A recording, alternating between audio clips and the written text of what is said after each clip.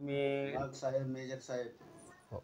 आम्ही तुम्हाला भेटण्यासाठी आलो. तुमचा ऑक्सिजन वगैरे झाला, तो ऑक्सिजन कसा झाला आणि कुठं झाला, कुठल्या ठिकाणी झाला, हे ऑक्सिजन तर म्हणजे हे फार आज रहदारी वाढलेली आहे. आज ट्रॅफिक जाम होत आहे, कुठं रोडनं ट्रॅफिक जास्त आहे. तरी मग या तुमच्या कुठं तुम्ही ॲडमिट झालं हे थोडक्यात आम्हाला सांगा. पहिलं प्रथम धर्मराजा यूट्यूब चॅनलला विनंती करतो की जे माझे बोल ऐकतात आणि माझा परिचय करण्यासाठी यूट्यूब धर्मराज चॅनलचे संपादक देवदास महाराज आमच्या घरी आल्यात आणि माझी मुलाखत घेतात. तर संपूर्ण पहिलं स्टार्ट मी औराद शहाजारून बाईकवर मोटरसायकल लातूर गेलो. लातूरवरनं जे काय माझं कार्य करायचं, सामान वगैरे घ्यायचं ते घेतलो आणि 5 वाजायचा टाईम होता. मला घरी यायचं होतं, पण काहीतरी काळाच्या निमित्तानं मला त्यावेळेसची बुद्धी दिलेली नाही देवाने, म्हणून मी इकडं आलेलो नाही आणि मी सम्राट चौकामध्ये थांबून थोडं गाडीचं काम केलो. गाडीचं काम करून काही मित्रांना बोलत अशा गाठ्याभेटी करीत निघालो. मला बुसणीपाशी यायला 7 वाजले संध्याकाळचे. मित्राला बोलून मी पुढं निघालो आणि मित्राला बोलून एक 400 मीटर पुढं आलो. मला काहीही जाणवलं नाही.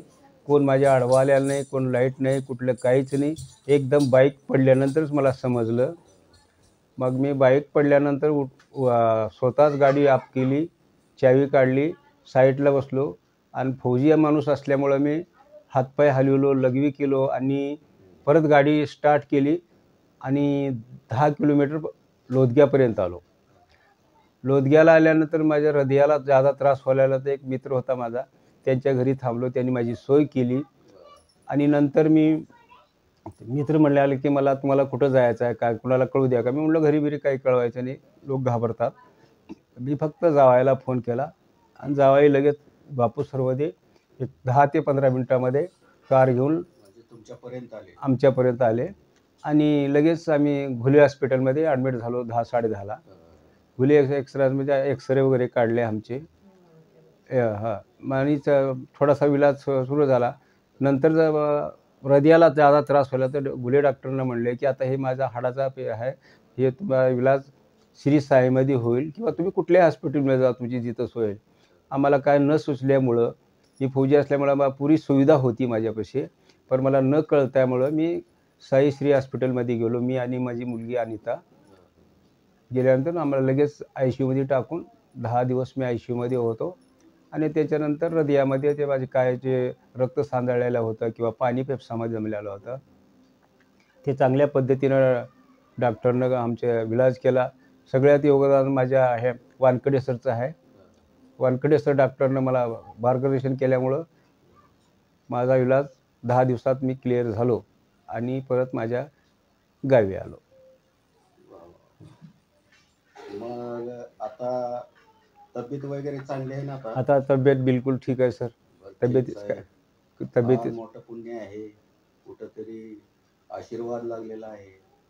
कुठंतरी तुम्ही पुण्याचं काम केले म्हणून तुम्ही त्या तावडीतून आणि त्या ह्याच्यामधून तुम्ही ते सुटका करू, म्हणजे चांगलं नशीब आहे साहेब आपलं. धन्यवाद साहेब. मग आता वहिनी, तुमची प्रतिक्रिया सांगा. ऑक्सिजन झाल्यावर तुम्ही काय कसं जाण्याचा प्रयत्न केला तिथपर्यंत? मला माहिती झालं दुसऱ्या दिवशी. त्या दिवशी मला माहित झालं नाही.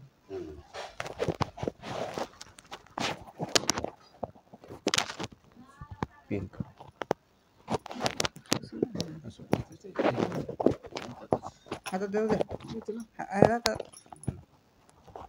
मग तुम्ही गेला तिथं का? दुसऱ्या दिवशी गेले मी. दुसऱ्या दिवशी गेले, MRI झालता. ते गुन्हे डॉक्टरच्या सगळे त्यांनी केले. त्यांनी म्हटले आमच्यापाशी फक्त हाडाचा आम्ही इलाज केलाय, आता ते हृदयाचं आहे ते तुम्ही दुसऱ्या दवाखान्यात जावं लागते. आमच्या मुलीनं अनितानं कसं केली, ती दुसऱ्या दवाखान्यात जाऊन ॲडमिट केलं. ॲडमिट केल्यानंतर तिथं त्याने डॉक्टरनं काय म्हटले, हलकंदे सर आहेत, हलकंदे सरनं ॲडमिट करून घेतले. मग ती पुढची कारवाई त्यांनी चालू केली. 10 दिवस म्हणजे 4-5 दिवस ICUमध्ये होते. 5व्या दिवशी मग ते नळी घातलं, रक्त हे सगळं काढलं त्यांचं, ते घाण असलेली मध्ये. म्हणजे आपल्या बोटाला लागलं तर आपण रक्त काढल्याशिवाय आपल्याला चैन पडत नाही. तसं ते फेफसापाशी त्यांचं रक्त जमा झालं. मग मग त्यांनी ते तुम्हाला काढले. हे वार्ता कशी कळली? ही वार्ता मला दुसऱ्या दिवशी फोनमध्ये कळाली.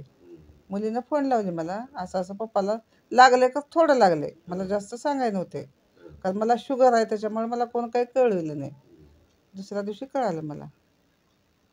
मग सगळा विलास झालाय तिथं आता, सगळं झालंय आता. आता तब्येत चांगली आहे त्यांची, काही टेन्शन नाही आता. हम्म. काय का होणं आशीर्वाद आहे. हम्म. त्यांनी समाजसेवा करतात सुंदर. हम्म. तुम्ही पण ड्युटी करता. तुम्ही तर समाजामध्ये तुमचं बी मौलांचं सहकार्य आहे. असंच तुमच्या तब्येती असंच राहो. आपल्या धर्मराजा हलगऱ्या यूट्यूबच्या चॅनेलच्या माध्यमातून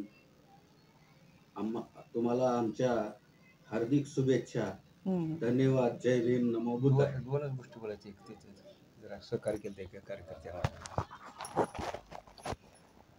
सर्वात मला योगदान मिळालं धर्मराजा यूट्यूब चॅनलमुळं, आणि माझे नगरसेवक मोतीनगर गाडेकर काका यांचं मोलाचं मार्गदर्शन आणि मदतीचा हात मला मिळाला. तसेच त्यांच्याबरोबर मनोज घोरपडे सुद्धा होते. या दोघांचं मला पूर्ण सहकार्य आहे. मी त्यांचा आभारी आहे.